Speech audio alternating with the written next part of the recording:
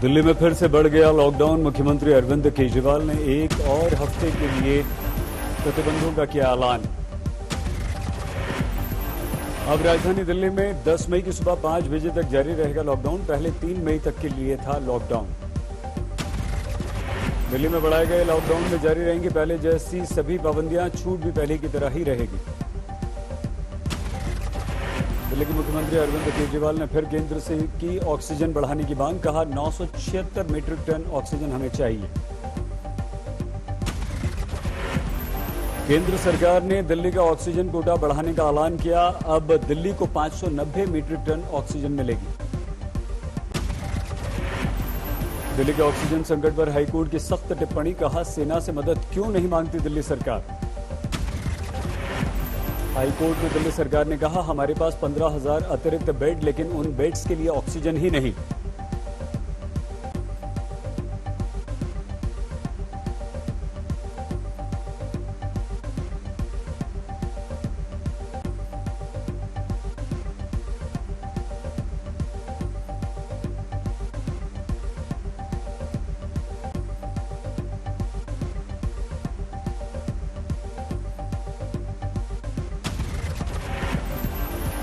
राजस्थान में दिल्ली का oxygen tanker रोकने पर हाईकोर्ट का सख्त रुख। कहा यह मामला बेहद गंभीर है।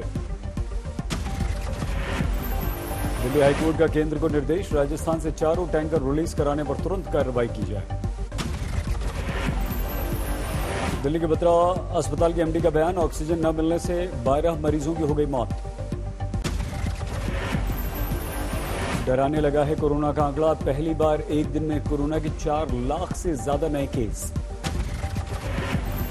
कोरोना से पिछले 24 घंटों में 3,523 लोगों ने तोड़ दिया दम। कोरोना में अब तक गंवा चुके हैं जान 2,11,000 से ज्यादा भारतवासी। बढ़ते कोरोना केसेस की चिंता के बीच एक राहत की खबर भी आई। कल ठीक हुए हैं करीब 3 लाख मरीज। 32 लाख के पार पहुंच चुकी है कोरोना के एक्टिव मरीजों की संख्या। अब तक 1,91,00,000 से ज्यादा लोग हो चुके हैं पॉजिटिव। कोरोना के खिलाफ वैक्सीनेशन का महाअभियान शुरू। अब तक करीब 15.5 करोड़ को लग चुकी है वैक्सीन। दिल्ली में पिछले 24 घंटों में कोरोना के 27,000 से ज्यादा केस। कुल एक्टिव मामले 1 लाख। दिल्ली में मौत का आंकड़ा बेकाबू हो गया है। एक दिन में कोरोना से 375 लोगों की मौत हो गई। महाराष्ट्र में कोरोना कहर ढा रहा है। एक दिन में 802 लोगों की मौत। महाराष्ट्र में थम नहीं रहे कोरोना के मामले। पिछले 24 घंटों में 63,000 से ज्यादा नए केस। मुंबई में पिछले 24 घंटों में कोरोना के करीब 3908 नए मामले। 90 की हो गई मौत। उत्तर प्रदेश में पिछले 24 घंटों में कोरोना से 34,000 से ज्यादा मामले। एक दिन में 32,000 से ज्यादा लोग डिस्चार्ज भी किए गए। राजस्थान में कोरोना के 17,000 से ज्यादा मामले। 155 की मौत। राजस्थान में बढ़ते कोरोना केस के बीच बढ़ गई पाबंदी। 17 मई तक बढ़ गया कर्फ्यू। बिहार में कोरोना के 13,789 नए केस। राजधानी पटना में 3,000 से ज्यादा पॉजिटिव।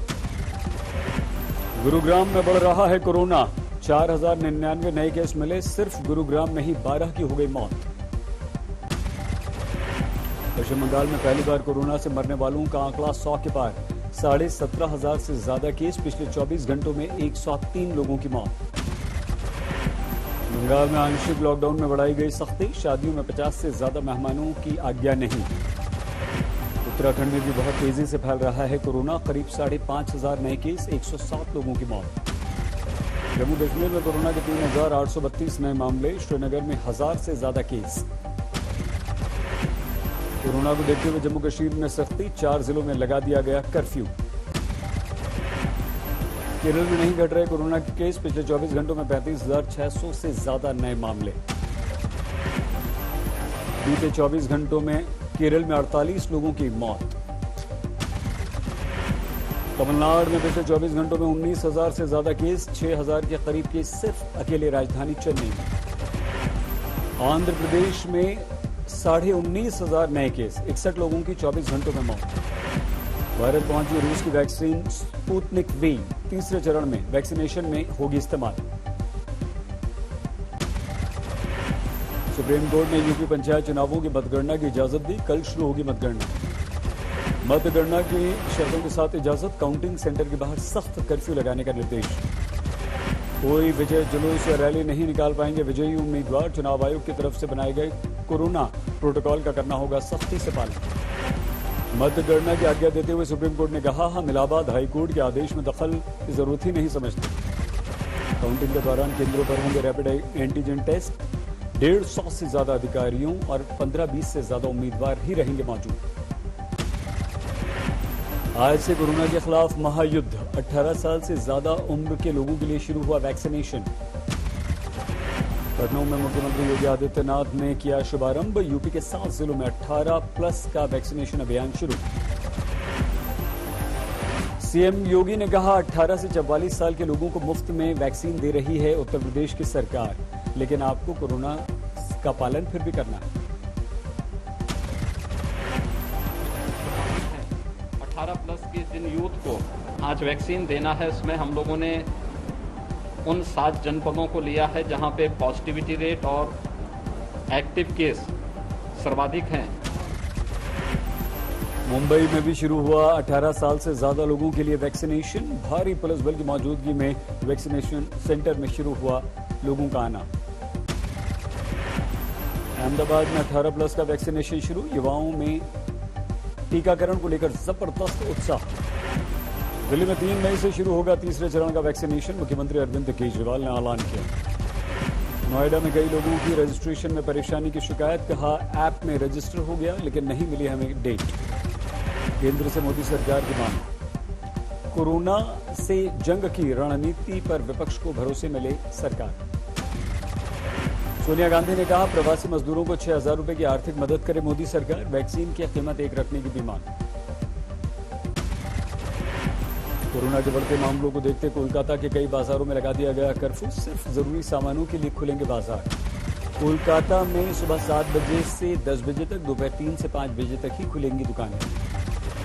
यूपी में आज से 3 दिन का वीकेंड लॉकडाउन। नोएडा में बाजार बंद। डीएनडी पर आने जाने वाले वाहनों की जबरदस्त चेकिंग। दिल्ली गुरुग्राम सीमा पर भी नजर आ रहा है लॉकडाउन का असर। वाहनों की हो रही है जबरदस्त चेकिंग। भुवनेश्वर में लॉकडाउन से विमान यात्री परेशान। ऑटो वालों पर दुगना किराया वसूलने का लगा आरोप। केरल में कोरोना के बढ़ते केसेस के बीच आज वीकेंड लॉकडाउन। कोट्टयम में सभी दुकान दफ्तर बंद। श्रीनगर में लॉकडाउन का दूसरा दिन। लाल चौक पर सन्नाटा पसरा है। लॉकडाउन से रियायत के समय मंगलुरु में बाजार में उमड़ गई भीड़। कोरोना का नहीं दिखा लोगों में कोई भी डर। हुबली के बेंगरी सब्जी बाजार में जनता कर्फ्यू लगने के बावजूद दिखी लोगों की जबरदस्त भीड़। कोई कोरोना का डर नहीं। बिहार के मुजफ्फरपुर में कोरोना कर्फ्यू लागू करने में जुटी पुलिस। सड़कों पर भारी पुलिस बंदोबस्त। कोरोना से युद्ध में विदेशों से भारत को मिल रही है मदद। थाईलैंड से मेडिकल उपकरण और साजो सामान लेकर विमान पहुंचा दिल्ली। बोकारो से ऑक्सीजन टैंकर लेकर ऑक्सीजन आई एक्सप्रेस। लोगों ने राहत की सांस ली। एयरफोर्स के C-17 विमान से लाए गए खाली ऑक्सीजन कंटेनर ग्वालियर से रायपुर पहुंचे। मिशन ऑक्सीजन में जुटी है नौसेना। ऑपरेशन समुद्र सेतु 2 चलाकर लाए जा रहे हैं ऑक्सीजन टैंकर्स। जिला अस्पताल के डॉक्टर्स ने ऑक्सीजन सिलेंडर में लगाया देसी जुगाड़। 1 सिलेंडर से 6 मरीजों को एक साथ दे रहे हैं ऑक्सीजन। 23 राज्यों को बढ़ गया ऑक्सीजन का आवंटन। केंद्र ने जारी किया 8,593 मैट्रिक टन ऑक्सीजन। रेमडेसिविर की कालाबाजारी में 7 गिरफ्तार। डॉक्टर, लैब टेक्नीशियन समेत 10 इंजेक्शन बरामद। रेमडेसिविर इंजेक्शन की कालाबाजारी करते हुए 3 गिरफ्तार किए गए। फार्मासिस्ट की मिलीभगत से बेच रहे थे। मध्य प्रदेश के खरगोन में सरकारी हॉस्पिटल में रेमडेसिविर इंजेक्शन की कालाबाजारी। पकड़े गए 4 स्टाफ। कानपुर की खबर।